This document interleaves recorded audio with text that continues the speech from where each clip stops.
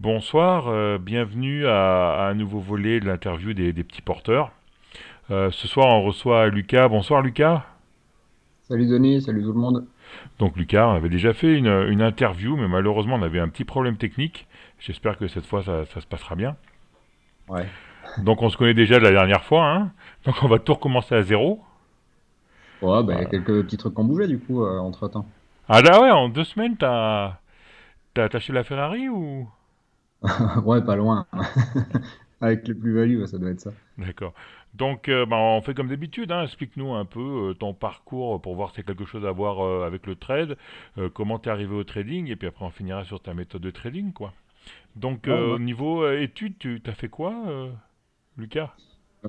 Du coup, j'ai pas fait des études Ouais, qui c'est sont ça. liées à l'économie ou quoi que ce soit. J'ai fait toutes mes études basées sur l'électrotechnique en gros. Donc, Ouais.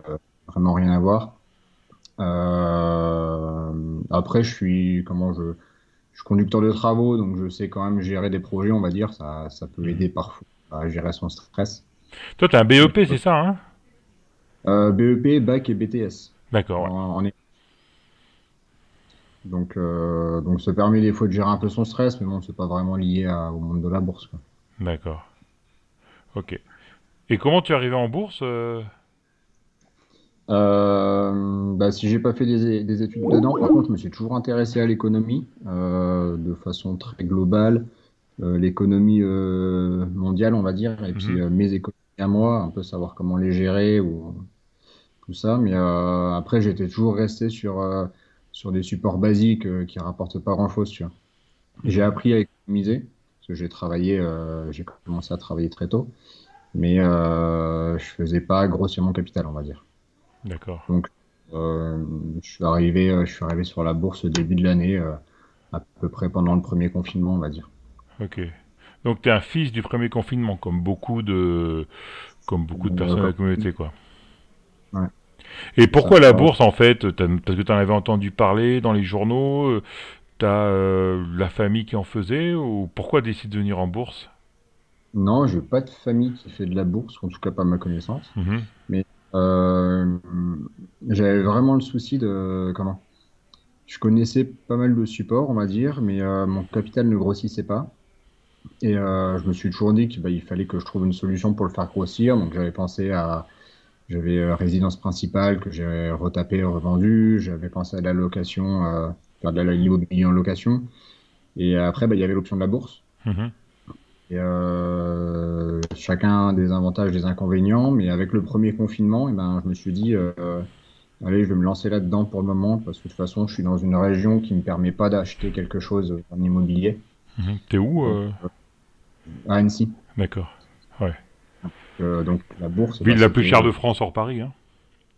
ouais, c'est ça, c'est la région la plus dynamique et Haute-Savoie, c'est plus cher. Après Paris, c'est le plus cher, ouais. Ouais. Et les Suisses. Mhm. Donc voilà, je suis arrivé sur la bourse là-dedans, dans le but de faire grossir le capital ouais, puis essayer voir autre chose, comme me diversifier, on va dire. D'accord. Et comment as-tu décidé de rentrer en bourse alors? Tu t'es un peu formé, un peu renseigné, ou t'es allé voir ta banque et dit je vais ouvrir un compte titre, un PEA? Je l'ai ouvert sur Fortuneo, donc bon, on se débrouille tout seul, hein. Mhm. C'est sur Fortuneo, on va dire, comme beaucoup de brokers. Après, je suis arrivé dedans à l'arrache totale, hein. Pas Mhm. de formation, pas de rien. On a atterri comme tout le monde sur les forums où il y a pas mal de choses un peu bidons qui passent. Et puis, non, non, en fait, c'est le problème de beaucoup de monde, c'est qu'on arrive et on pense que c'est simple, et puis on arrive sans formation, et puis on arrive à ce qui arrive, on se fait éclater, quoi. D'accord. Donc toi tu as perdu au début, hein, si j'ai bien compris, hein, d'après ce que tu dis, hein. Ouais, c'est ça. Alors, je suis arrivé à peu près sur mars-avril, je crois, et au bout de 6 semaines, j'avais perdu 15 ou 16% de mon capital, je crois. Mhm. Au minimum 15, voilà. Donc, ouais, ouais, enfin, ça va très vite, hein. Tu te dis en 6 semaines, je perds autant. Mhm. Bah, puis en plus, sans comprendre pourquoi. C'est ça le plus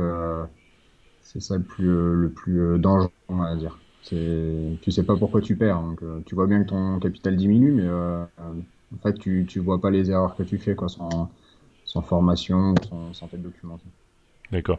À l'époque, tu voyais pas pourquoi tu perdais, et maintenant, avec le recul, t'arrivais à comprendre pourquoi tu perdais à l'époque? Ah oui, oui, bah, clairement. C'est pas compliqué. De toute façon, je crois que j'avais mis mes deux plus gros traits perdants sur Twitter. Et les deux, c'était Ibrigenix, Ah oui. euh, Biofitis et Novacite. J'avais les trois là. Mhm. Après, ont aussi été les trades gagnants, mais mes trois premiers trades, c'était les trois là. Donc, D'accord. quand tu vas là-dessus sans rien y connaître, il y a peu de chances que tu fasses une plus-value, quoi, on va dire. D'accord. Et tu rentrais parce que tu suivais en fait des gens qui disaient Hybrigénique c'est top, alors que c'est une boîte qui est presque en faillite, quoi. Et Ouais, bah, il y a rien dedans, mais je rentrais parce que Ibrigenix, je crois que je l'avais vu sur Boursorama, tu sais, tu as un palmarès ouais. qui te dit les actions qui pumpent le plus. Je crois que je l'avais vu là-dessus, et du coup, j'ai atterri sur Investing, sur la page d'Ibrigenix. Mhm. Et il y a des mecs qui disaient, alors je comprenais absolument rien, mais puis eux non plus, je pense, mais ils disaient Mhm. le RSI est à 30, ça va exploser, machin. Et bon, bah allez, je rentre. Mhm. Puis voilà. Donc, D'accord. ouais, c'est sur des trucs, enfin, avec du recul, c'est vraiment, enfin, t'as vraiment l'impression d'être débile, hein, parce que tu rentres sur des messages, tu sais pas qui c'est, tu sais pas ce que c'est, Mhm. tu rentres, et D'accord. là, enfin, tu mets pas 10% de ton capital en plus, hein, c'est ça qui est dangereux, hein, c'est pas all-in, mais pas loin, quoi. Et all-in là-dessus, parce que tu voyais que la bourse montait et que tu avais du FOMO, tu voulais pas rater un peu la réhausse, ou alors tu pensais que c'était facile, ou... Bah, c'est surtout que c'était facile parce que le FOMO, enfin, je connaissais pas encore ce terme-là, je savais pas Mhm. trop ce que ça voulait dire. Je savais pas qu'il y avait un effet FOMO. Mais quand je voyais dans l'historique, tous les jours, je voyais des actions en fait, qui prenaient 50, 60, Ouais. 100%.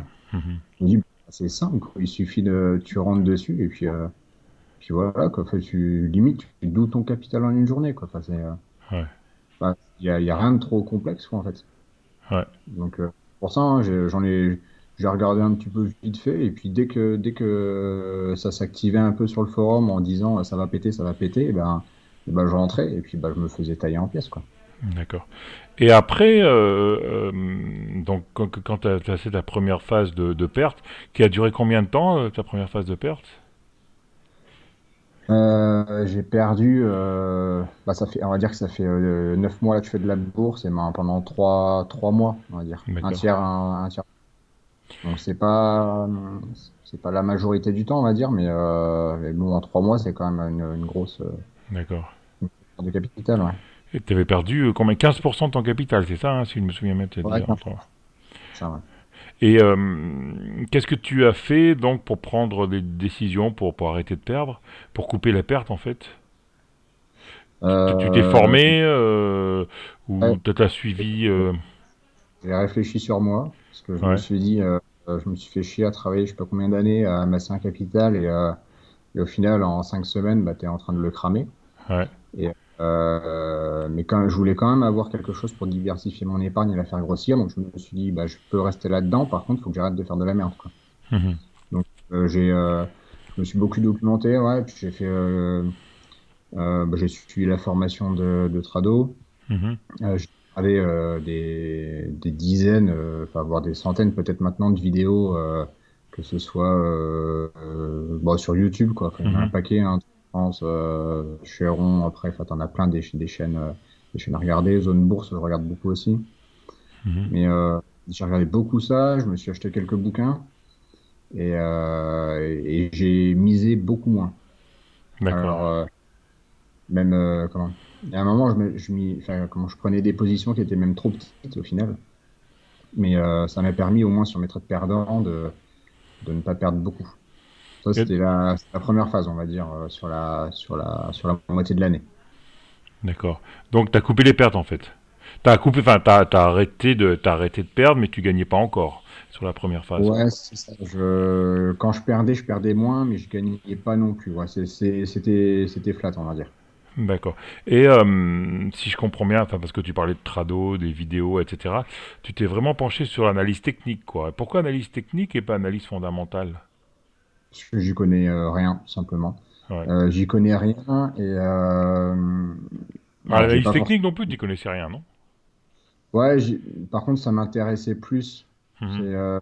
bah, de base, tu vois, si ouais, ça rejoint peut-être un peu. De base, j'ai vraiment une formation de technicien et l'analyse technique, enfin, je m'y retrouvais un peu plus dans le fait où c'est des schémas. Mhm. C'est des schémas et puis tu as des schémas directeurs. Du coup, c'est peut-être un peu plus mon domaine, on va dire. Mais l'analyse fondamentale, ça m'intéresse pas en fait. Je sais ce que c'est un chiffre d'affaires, un rendement, enfin, les trucs vraiment basiques quoi. Et Mhm. encore, j'ai pas l'impression de savoir quelque chose, mais ça m'intéresse pas vraiment. Et, j'ai pas forcément le temps ni l'envie de me pencher dessus, quoi. Donc 100% technique, quoi. 90% technique, on va dire. D'accord. Et donc, deuxième phase, tu es flat, et après tu commences à gagner, ou bien? Ouais, j'ai commencé à gagner. Bah alors, enfin, je suis pas naïf non plus. Il y a quand même aussi un peu le marché qui a fait que Ouais. j'ai regagné aussi. Mhm. Mais à partir du moment où j'ai fait un journal de trading, j'ai commencé quand même à avoir des différences sur mes performances. Parce que j'ai repris tous les trades que j'avais fait depuis le début. Je les ai sortis dans un journal pour voir un peu ce qui s'était passé et sur quoi j'avais perdu. Donc, bah, j'ai banni les bibliothèques déjà. Mhm. Sauf cas exceptionnel. J'ai banni les bibliothèques et je me suis concentré sur des dossiers plus qualitatifs, on va dire, bah, surtout sur des mid-cap, ouais, principalement. Et, euh, et avec le journal de trading, j'ai aussi calculé mes tailles de position. D'accord. Mais les Je mettais management pas, alors? je mettais pas de stop loss avant sur mes trades. C'est pour ça que ben, j'avais de grosses pertes parce que ben, je les coupais pas. Ouais. Et maintenant, quand je prends une position, je sais quand je rentre, je sais où je mets mon stop, je sais quelle est ma perte maximum. Et si ça tombe, et ben, tant pis, ça tombe, et je passe à autre chose. Et si ça part, eh ben, je laisse partir. D'accord. T'arrives à laisser partir alors, parce que c'est compliqué ça, hein? Alors ça, c'est encore un travail. Moi, en fait, enfin, j'ai toujours un souci. J'essaie de le régler petit à petit, mais c'est que quand ça part, une fois que je prends 10-15% sur ma position, j'ai tendance à. Ça me fait plus mal de perdre de la plus-value potentielle que de me prendre un stop sur une entrée. Mhm. Du coup, j'ai tendance à trop serrer mon stop et je me fais sortir logiquement par le marché sur des trucs où je devrais toujours tenir la position en fait.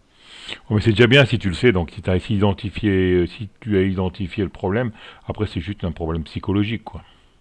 Ah oui, c'est ça, hein, c'est totalement psychologique, hein, puisque en fait, c'est difficile hein, d'encaisser les consolidations hein, des fois. Hein. C'est pour ça que Mhm. là-dessus, ceux qui font de l'intraday, bah, tu as des conseils aussi en intraday, mais au moins le soir, tu sors et tu as vidé ton portefeuille, quoi. Ouais, l'intraday, Enfin, moi, je fais de l'intraday, hein, mais moi, je dirais que la plupart des gens qui font de l'intraday, c'est parce qu'ils n'arrivent pas à garder des positions et ils n'arrivent pas à digérer une consolidation, hein. S'il n'y a pas de Ouais. secret, hein, ouais. Euh, et Oui, c'est- t'es, Vous t'es- jouez t'es- vraiment sur les rendements composés aussi, Mhm. donc c'est pour ça que j'essaie de tenir un maximum les positions. D'accord. Euh, Ouais, tes patterns favorites pour entrer en position. Alors, tu te sers de quoi? Des moyennes mobiles, tu as des indicateurs, des oscillateurs, Bollinger, etc. Ou... J'ai aucun indicateur. Ouais, Si, voilà, je mets la M200. d'accord. M200. Je regarde principalement mes graphes en journalier pour le moment. Après, journée alliée ou hebdo, on va dire. J'ai ma M200 et c'est tout. Après, je mets la M20, M7, mais enfin, je les mets pour les mettre, on va dire. Mais sinon, non, j'ai que ça. Avant mes graphes, c'était des sapins de Noël. Hein. Mhm. Il y avait tout et je voyais même plus les prix au final. Et comme je ne sais pas les gérer et c'est pas mon style de trading, faire des épuisades sur M20 ou des trucs comme ça, bah, au final, je les retire et je me concentre vraiment que sur le prix. Et les deux patterns, pour répondre à ta question, c'est je vais rentrer en position sur un breakout, si on casse une résistance horizontale la plupart du temps, Mhm. euh, ou alors sur repli. Sur repli, pareil, sur un support horizontal. D'accord, donc tu mets support résistance M200, donc c'est-à-dire que quand tu franchis le M200 à la hausse, tu rentres, quand tu franchis un support oblique ou une résistance oblique ou une résistance horizontale, tu rentres. Ouais, c'est ça, c'est ça. Ouais. Je joue, si je rentre sur une résistance, sur une question de résistance, je prends position quelques centimes au-dessus et je mets mon stop à 3 à 5%, ça dépend. Si le dernier D'accord. plus bas est pas trop loin, je le mets là. Sinon, je Ok. le mets à 3%. Et si je rentre sur repli, par exemple, la dernière, là, bah, pendant les 2 semaines, je suis rentré sur STMI, Mhm. micro. J'ai joué le repli et au final, eh ben, je peux me permettre de. Bon, sur celle-là, je mets pas de stop, c'est un peu particulier parce que je veux la garder sur le long terme, mais Mhm. ça permet de mieux gérer mes entrées, on va dire. Je sais quand je rentre et je sais où je dois sortir s'il faut que je sorte. D'accord. Et au niveau des unités de temps, tu es sur quelle unité de temps au niveau du graphe? Journalier. Journalier, ouais. Euh, ouais, quoique. Mais on va dire journalier pour choisir mes valeurs. Ensuite, si je veux rentrer sur repli, je peux descendre un petit peu sur du horaire pour voir vraiment, pour essayer d'optimiser au maximum mon entrée. D'accord. J'essaie de l'optimiser, pas forcément pour avoir le meilleur PRU parce que je m'en fous un petit peu, entre guillemets. De toute façon, si ça monte, bah, je serai dedans. Mais pour pouvoir prendre une beaucoup plus grosse position en fonction de mon stop prévu. C'est-à-dire, Bah, c'est-à-dire en fait, avant de rentrer sur une position, je sais où je vais mettre mon stop. d'accord. Euh, Soit sur le dernier plus bas, soit 3-5% en dessous du support horizontal. Si j'arrive à rentrer au maximum possible au bas de la courbe, Ouais. Ta ça, position est ça plus grosse parce que ton... c'est une beaucoup plus grosse position. Ouais. Et c'est là-dessus que j'ai progressé sur les 2 derniers mois. Je prends des. Il y a le moment où j'étais flat parce que je perdais, je gagnais, mais j'avais des positions trop petites du coup parce que j'avais un peu peur. Et au moment où j'ai bien calculé ça, ça m'a permis de prendre des grosses positions. Et quand ça part, au moins je me retrouve pas avec 30% de plus-value, mais 200 euros, quoi. Parce que ça, je l'ai eu une paire de fois, hein. J'étais à 30, 40, voire 50% de plus-value et en euros, ça faisait ridicule, hein. D'accord. Ça foutait un peu la mort, quoi. Ok. Et là, ouais, c'est clair, ouais. Et tu rentres en une fois ou en plusieurs fois? Tu pyramides ou pas, en fait? Ouais, ouais, c'est dur ça, hein. C'est dur à pyramider. Mhm. Le concept, on le connaît. Après, il y a plein de subtilités, Enfin, mais il y a deux concepts, hein. C'est soit, par exemple, tu rentres une position, tu vois que la position elle est bonne, et tu rentres tout parce que tu vois que ta position est bonne. Et le deuxième concept du pyramidage, c'est en fait tu rentres, après tu attends un niveau supérieur pour rentrer, quoi. Un passage de résistance, une fin de conso, ou etc. Toi, tu fais aucun des bah, deux. si je fais du pyramidage, c'est plus dans le deuxième cas. D'accord, Tu vois, c'est par exemple quelque chose qui a beaucoup consolidé. Du coup, je vais rentrer une première fois sur le repli d'accord. et je vais rentrer une deuxième fois sur la cassure du dernier plus haut, par exemple. Mais j'ai du mal à le faire. Généralement, quand je rentre, c'est quand même une position 100%. D'accord, C'est un axe sur lequel je vais devoir travailler sur 2021, je pense. d'accord. Mais c'est pas simple, hein. Et quand C'est tu dis comme 100, les doubles stops, hein. C'est pas simple non plus à faire, quoi. ouais. Et quand tu dis 100%, c'est combien de pourcentage de ton portefeuille en fait, ou tu calcules pas ça? Ça, bah, tout dépend d'où est mon entrée, d'où est ma sortie, en fait. On va dire qu'en règle générale, ça tourne entre 10 et 20% de mon portefeuille. D'accord, par position. Ouais, par position, ouais. Ouais, ouais. Ouais. Et Bah, tu... j'ai bien réduit d'ailleurs, hein, le nombre de positions que je pouvais avoir en portefeuille. Je tournais entre 10 et 15 avant, Mhm, non, entre 4 et 8. d'accord. Et tu es full investi ou tu as toujours du cash disponible pour, euh, pour au cas où? Alors, j'essaye pas d'être full investi si je Mhm. ne trouve pas des configurations qui m'intéressent. D'accord, Je veux pas prendre une position pour être 100% investi. d'accord. Après, forcément, des fois, je loupais un petit peu de plus-value parce que pendant le dernier rallye, là, je crois que j'étais investi à 70% peut-être. Mais j'étais pas. Alors, il y avait des trucs qui m'intéressaient, mais j'étais pas 100%, j'étais pas très confiant. J'ai préféré ne pas prendre. Alors, j'ai pas gagné ce qu'il y avait à prendre, mais j'ai rien perdu non plus, quoi. Ok, ok, ok, super intéressant. Très très intéressant. Ouais. Et maintenant, pour le futur, ta stratégie te convient ou tu veux améliorer quelques points ou euh, quel est le bilan que tu tires de tout ça et qu'est-ce que tu veux en faire? Bah là, en fait, j'ai hâte de voir comment va se passer 2021, puisque 2020, c'était ma première année, et en plus, sur une année qui est quand même assez exceptionnelle. Enfin, c'est pas toujours des années comme ça, quoi. Ah, Euh, parce que tu m'as dit que tu perdais 10-15, après tu étais flat et après tu as gagné. Tu as réussi à finir à zéro ou tu as gagné un peu quand même ou... Là, je finis l'année à plus 12%. D'accord, ok. Donc, ouais, sacrée variation, hein, mais Ouais. c'est pour ça que alors, j'ai validé beaucoup d'acquis cette année-là, parce que j'ai pris beaucoup de temps pour me former, écouter, réécouter pas mal de choses. Bah, c'est pareil, toutes les personnes que toi tu interviews, je les écoute parce que Ouais. il y a des débutants, il y a des pros, mais en fait, t'apprends de tout le monde. Oh, mais c'est ce que me Et disait Christophe, hein. Lui il écoute tout le monde, hein. Et même si c'est quelqu'un de très très pointu, il me dit à chaque fois je retiens quelque chose et à chaque fois j'apprends quelque chose, quoi. ouais, bah, enfin, alors, on traite tout seul, mais par contre, avoir une communauté ou alors avoir des gens à écouter, c'est quand même vraiment important, hein, parce Mhm. que du coup, je pense qu'on modifie, même des fois inconsciemment, on modifie pas mal de choses dans notre façon de trader, Ouais, ouais, c'est clair. progresser, ouais. Sur 2021, ouais, je vais essayer de continuer en tout cas.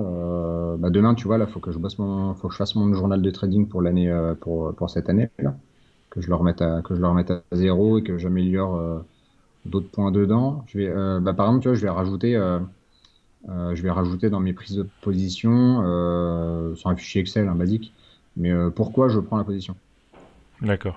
Mon sentiment sur le moment, est-ce que c'est bah, quel pattern? Est-ce que c'est une recommandation? Comment je l'ai vu en fait? Et je pense que c'est une indication qui sera intéressante sur les trades perdants, voir s'il y a quelque chose qui ressort. Si à chaque fois que c'est une recommandation, je me sors en trade perdant, faut peut-être que j'arrête d'écouter ou. Enfin, D'accord. je vais voir en fait. Je vais continuer j'ai un semblant de méthode, mais c'est pas non plus une méthode c'est perfectible quoi. Hein. Des fois je prends des décisions qui ne sont absolument pas prévues. Hein. J'ai beau avoir mon journal et mon petit fichier pour prendre mes positions, Mhm. ça m'arrive de prendre des positions en intraday. C'est absolument pas prévu. Je me fais exploser. Forcément, c'est pas ce que je sais faire et c'est pas ce que j'avais anticipé. Donc ça c'est pareil, il faut que j'arrête. Je pose tous mes ordres hors séance. Il faut que j'arrête de poser des ordres en séance parce que je sais pas faire. D'accord. Ok, super. Mais en tout cas, je vois, même si ta méthode commence à se dessiner, t'es quand même très méthodique et c'est la base de tout, quoi, en fait. Bah, c'est important, hein, je pense. Alors je sais plus exactement c'est quoi le terme, mais en gros tu peux avoir des gros trades gagnants mais sans méthode et au final à la fin de l'année tu te retrouves en perte, ou alors tu peux avoir une méthode et au final petit à petit tu vas faire grossir ton capital. Je sais plus exactement comment c'est, mais le plus important ouais, c'est la méthode en gros. Ouais, c'est ça. Mais Et avoir une méthode et la suivre, surtout. ouais, bah ça c'est encore plus dur, ça c'est l'étape Ouais, c'est l'étape d'après ça. ouais, ok. Mais ouais, on va voir ce que ça va donner sur 2021. Hein, je Oh, suis déjà bien content, honnêtement, de terminer l'année en positif. Hein. pour une C'était première une année en espérance. politique, c'est bien, hein. Excuse-moi. Ouais. Donc, voilà. Ok. Ben, Lucas, merci pour ton témoignage. Ça a été super intéressant. Tu veux rajouter quelque chose? Bah, comment? Parce que tu cherchais, je crois, des personnes qui n'avaient pas gagné sur l'année. Ouais, Toutes les personnes là, juste un message parce que j'en vois pas mal passer sur Twitter, comme quoi eux ils ont perdu alors que tout le monde gagne. C'est pas vrai. Sur Twitter, on voit que les personnes qui gagnent en général, hein. Les personnes qui perdent, il y en a vraiment pas beaucoup. ouais. Donc, si eux ils ont perdu une partie de leur capital, il y a rien de grave, hein. Faut juste bosser une méthode et ça va finir par le travail, il finit par payer en bourse, je pense, un peu comme partout. Ouais. Donc, voilà, faut bosser.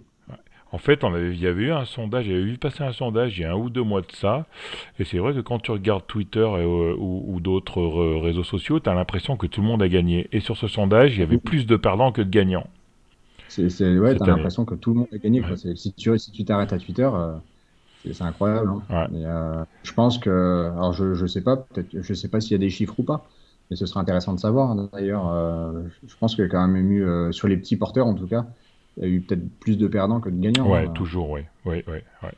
C'est clair. Et Mais ouais, donc c'est pour on ça. est loin des. Normalement, on a 3% de. 3%, j'avais lu ça, 3% de petits porteurs qui gagnent en bourse. Qui gagnent en bourse. Alors, tu as 11% qui perdent pas et 3% qui gagnent. Donc, en fait, tu as 3% qui gagnent, 8% de flat et le reste qui perd. Avant, les autres Ouais, années, hein. Cette année, bon, et la proportion a probablement dû changer, ça- quoi. de support aussi, je crois que c'est l'investissement en CFD, tout ça, Ouais, là, tout le monde se fait éclater en gros. Par contre, si tu fais si tu fais pas du trading, mais plus de l'investissement moyen à long terme, par contre, il y a plus de monde qui ouais. gagne quand même. Parce que le souci, en fait, c'est de regarder, enfin, c'est le mien aussi, hein, c'est de regarder l'écran tout le temps, hein. Ah, Là, comme on était confiné télétravail, j'étais devant mon écran et je faisais des conneries. Alors que si j'avais pas regardé, je pense que j'aurais fait une meilleure plus-value encore sur l'année, hein. c'est clair. Ça arrive à beaucoup de monde, ça, ouais. Le problème des CFD, en fait, c'est pas que les gens perdent, mais c'est que on va faire une vidéo là-dessus avec Emeric d'ailleurs pour essayer un peu d'aider les gens là-dessus.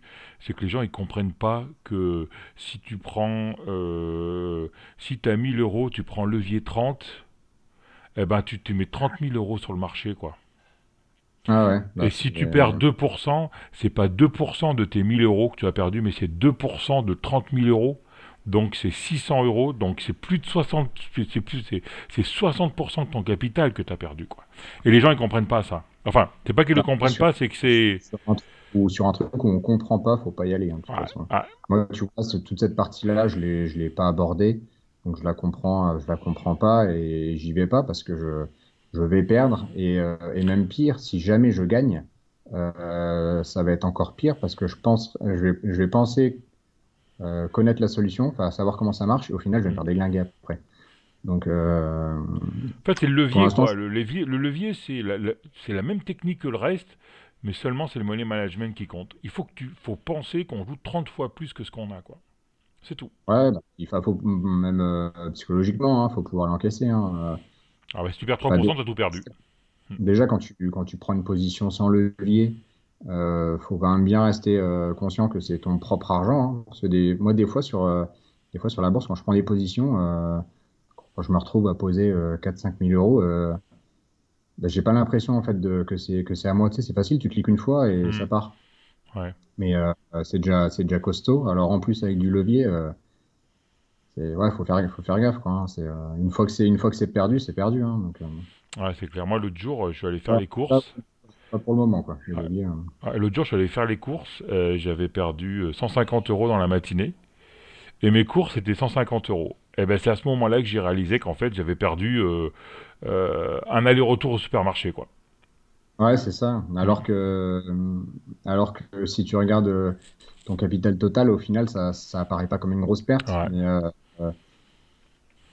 si tu vas dans la vie de tous les jours, ouais, faire tes courses, au final, enfin, c'est ça, hein. Je trouve on voit pas on voit plus ce qu'on gagne que ce qu'on perd. Ouais. C'est ça. Ok, ben merci pour tout, Lucas, et on se voit rapidement pour bah, quand tu auras acheté la Ferrari. Hein. Voilà. Ouais, avec plaisir, ouais. Avec Dans, plaisir, je te ferai signe. dans 2, 3 mois, alors. Ouais, ouais, j'espère bien, hein. Allez, ciao. Salut, ciao. Ciao, ciao.